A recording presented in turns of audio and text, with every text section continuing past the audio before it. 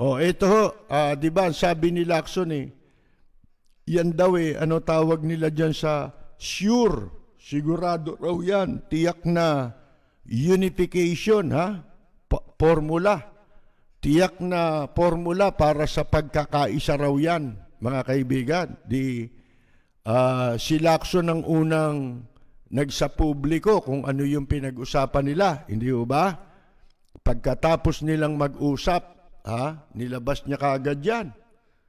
Madalit sabi po, ang pakay daw nila ayon sa kanila ay unification formula. Sure, sure ang tawag, sure, tiyak o sigurado na formularyo para sa pagkakaisa o unification, mga kaibigan.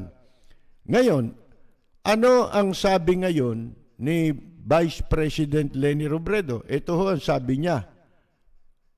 Tumutol daw siya sa alok na sure unification formula dahil siya ay naniniwala na dapat niyang ipakipaglaban hanggang sa huli.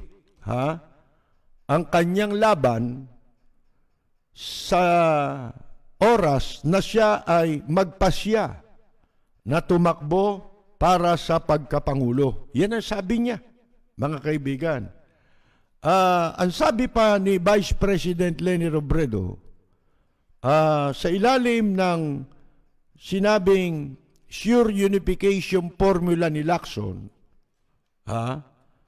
ang mga oposisyon daw, ito raw ang pinag-usapan. Ano ba yung sure unification formula na inalok? Paano raw magagawa yun? Magagawa raw yun para sa opposition candidates na kailangan ay mag-withdraw, umatras sa laban, sa sandali, sa isang sandali, kapag ka ang pinakamalakas na kandidato ay lumitaw. Halimbawa, tatakbo sila, tatakbo si Vice President Leni Robredo, tatakbo si Pacquiao, tatakbo kung sino-sino pang hinduropot, mga kaibigan, pagka daw ikaw ay mahina sa survey. Yan ang sabi. Pag mahina ka sa survey, magwi-withdraw ka in favor or in support nung pinakamalakas sa inyong mga oposisyon. Number one, hindi naman kayo oposisyon Nagpapanggap lang kayo. Diba? Nagpapanggap kayo para masira yung tunay na oposisyon. Yun ang pakay talaga. Mali yung, hindi totoo yung sinasabing sure unification formula. Hindi siguradong unification yun. Ang sabi ni Lacson daw ay kung sino yung pinakamalakas. Pag lumitaw na yan na malakas, magwi-withdraw tayo. At doon tayo susuporta sa malakas. Kanino? Kay Pacquiao? Hindi naman din oposisyon yan Lahat ng pandarahas sa kalaban ni Digong nyo sa politika, sinangayunan nila pare-pareho yun Sinuportahan nila yun. Laban kay Dilima, di ba? Laban sa mga mamamayan, mga kaibigan, suportado nila lahat yan. Yung panduruga sa gobyerno, suportado nila lahat yan. Ang liwanag walang nangyari. Di ba? Sa mga pagsasamantalang ginawa sa ilalim ng administrasyong ito, tumutol ba sila? Hindi naman Kunyari lang. Kung matatandaan ninyo, kamakailan lang, nagsalita yung leader ng kanilang partido na si Alvarez. Yan ang pagador, di ba? Ano sabi niya? Investigasyon. Wala yan. Wala namang mangyayari dyan O di para niyan sinabi na itong mga kasama niya, sina Lacson, sina Soto, walang kwenta yung ginawa niyan. Yan na nagsasabi. Yun na rin ang katumbas na kahulugan nun. Nag-imbestiga nga sila, may nangyari ba? Walang nangyari. Bakit? Kasi hindi naman sila sincero sa kanilang pag-iimbestiga. Dahil ang gusto lamang nila, magpasiklab o kaya, alam nyo na sa politika, pag may kailangan sila, di ba? Pag may kailangan, gagamitin yung proseso, yung kapangyarihan ng Senado, gagamitin nila para sa sarili nilang interes, maisulong yung sarili nilang interes. Kamukha ni Gago ito mga ito. O, halimbawa, Mike Defensor, papaimbestigahan daw ang Facebook dahil sa pagsara nung kanyang account. Ibig sabihin, personal niya. Gusto mong gamitin yung kapangyarihan mo doon sa House, sa Congress, para magpaimbestiga. At ang imbestiga mo, Facebook. Ang dahilan, tinanggal sinara yung account mo. Pagka nagbukas ka ng account sa Facebook, meron talagang tuntunin yan May terms and conditions na ikaw ay kailangan sumunod. Bakit? Hindi naman sa'yo yan Unang-una hindi may ikaw may-ari niyan Pangalawa, wala kang karapatang gumawa ng kondisyon. Facebook lang ang pwede dahil wala ka naman bayad dyan Hindi mo naman binabayaran niya. Wala kang pag-aari dyan. Wala kang domain. Hindi ba? Wala kang dyan, jurisdiction dyan. Kahit gamitin mo pa yung kongreso mo. Kung di kayo si Raulo, inimbestigahan na nga ng UK yan May nagawa ba sila? Wala naman ang inimbestigahan nila yung dayaan sa eleksyon. Siguro, hindi nyo iimbestigahan yan pagdayaan sa eleksyon dahil yan ang paraan ninyo Diyan sila ngayon namumuhunan ng malaki sa social media para diyang daanin ng kampanya. Mga kaibigan. Di ba? Si Lacson nga, yung pagmumukha ni Lacson maduduwal ka na Lahat ng social media, nandun ang mukha niya Tinignan ko nagbabayad, inchik din ang pangalan Mga kaibigan tignan ninyo.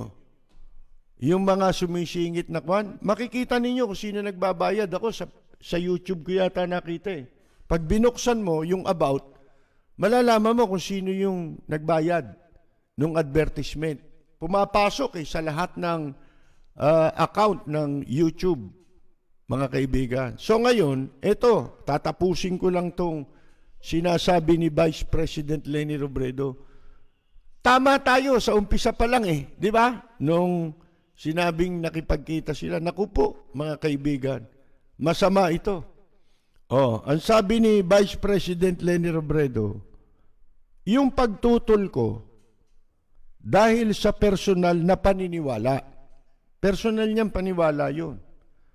Kasi abogado si Vice President Hindi naman tanga yan Ginagawa nilang tanga. Sinusubukan nila. Pero may pakay pa sila rong iba.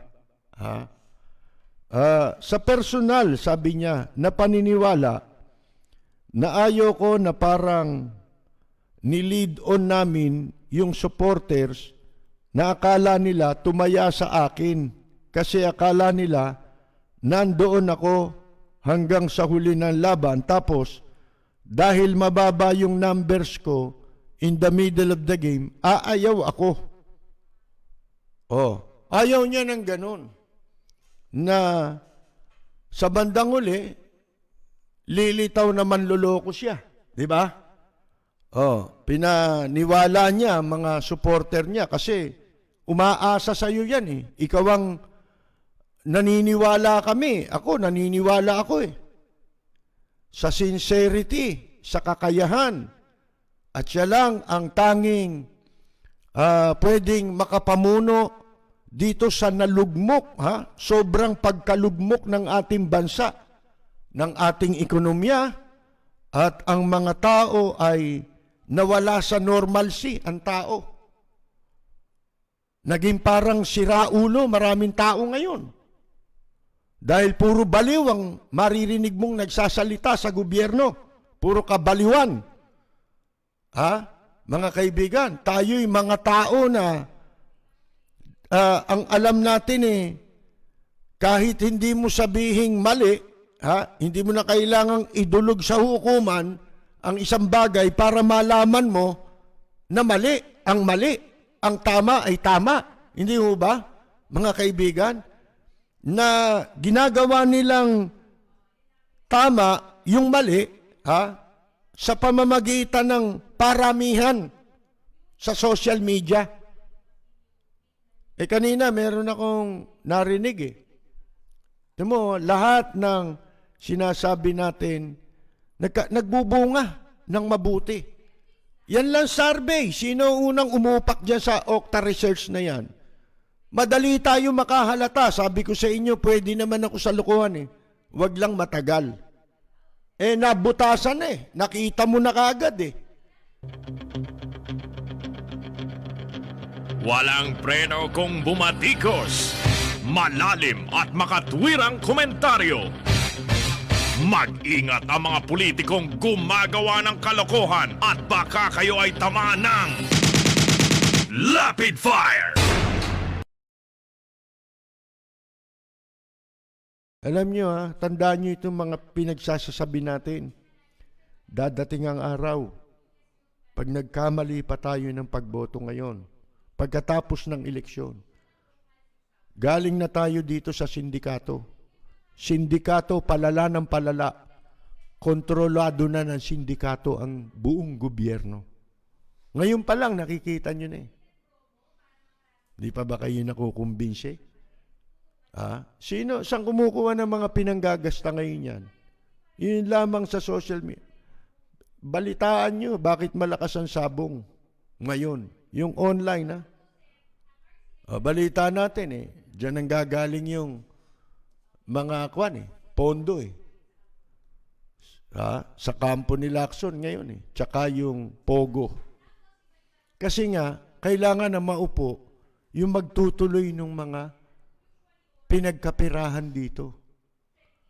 Yung commitment nito sa China. Kaya marami silang kandidato. Sipin mo, mag-ama, naghiwalay pa ng pagtakbo. Maghihiwalay pa ng pagtakbo. Para lang masiguro nila. Hating-hati ang mga boto, konti lang. Tapos mamanipulahin ng incheck ang communications natin. Ang Smartmatic, alam nyo na, si Dennis Uy, yan ang kasosyo ng mga ipinapasok na negosyante ng China dito sa Pilipinas, yung puhunan. Tapos, ang hindi natin alam, pera rin natin yung ginagamit. Kaya tayo nababaon sa mga utang. Di ba? Yung unification na sinasabi ni Lacson, unification para sa kanya yan Gusto niya mag-unite para sa kanya. Si Sara naman, ano raw? Ni-unite daw niya lahat. Tingnan mo kung sino yung ni-unite niya. Yung nagkaisa para sa kanya. Puro mandarambong Sabihin niyo sa akin, hindi mandarambong doon. Sige nga.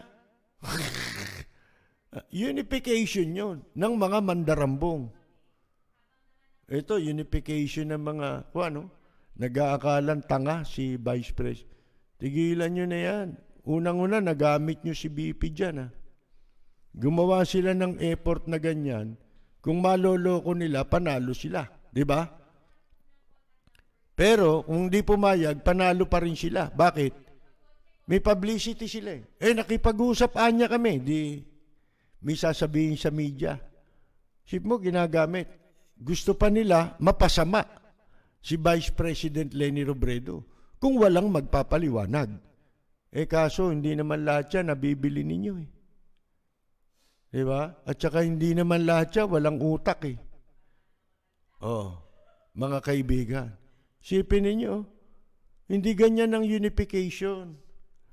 Ang unification, nangyari lang yan sa panahon ng ISNAP election. 1985, presidential ISNAP election. Doon lang nangyari ang tunay na unification. Bakit? Si Doy Laurel, deklaradong kandidatong presidente, ang nagpaubaya. Itinanggi yung sarili. Ano ibig sabihin ng unification? Sa unification, may sakripisyo. Ito, baliktad eh. Ang gusto mangyari ni Lacson, unification, na yung mga ibang kandidato ang magsasakripisyo para sa kanya. Para sa gusto niya. Hindi ba? Mali. Ang unification, lahat. Katulad ngayon, sino? Nanloloko kayo, alam na ng publiko yan. Marami na nakakaalam. Nakakahalata na sa inyo. Kasi nga, yung track record nyo masama. Ang tunay na unification, alam naman ninyong ang most qualified sa inyo ngayon. At yun talagang kailangan ngayon ng ating bansa ay si Robredo.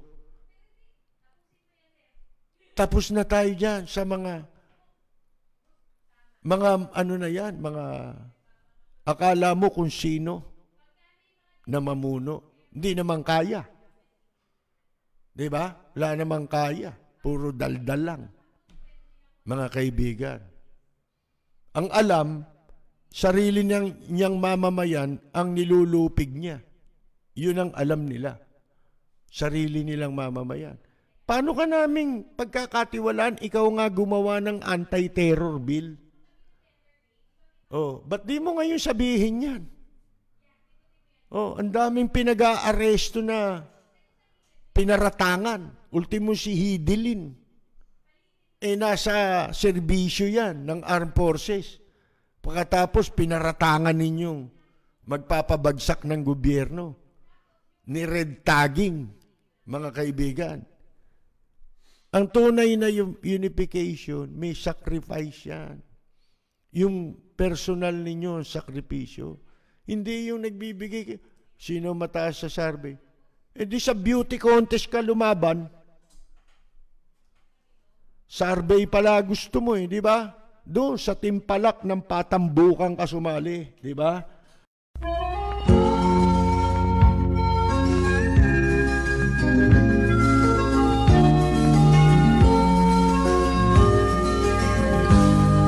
Sa bayan ko ay isa ang lahi.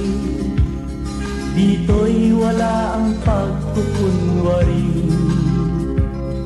Hindi padadaig, sadyang kilala sa daigdig. May pagkakaisa sa bawat nais. Ang bayan ko'y punong-puno ng yaman. Bakit ito'y kailangan pang iwanan? Hindi nga ba't anong sarap mabuhay ng buong ganap? Sa bayan mo, sumabit man yaong wakas. Dito sa bayan ko, lahat kami pantay-pantay. Walang nang aapit, ang pag-ibig ay tunay. Dito sa bayan ko, dito'y makikilala mo ang isang kaibigang nagmamahal sa'yo.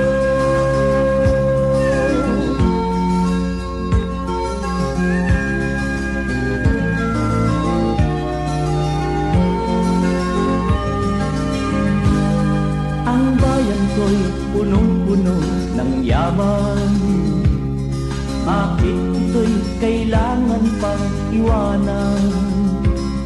Hindi nga ba't anong sarap mabuhay ng buong ganap? Sa bayan mo, sumapit man yaong wakas. Dito sa bayan ko, lahat kami pantay-pantay. Walang nang aapit, ang pag-ibig ay dito'y makikilala mo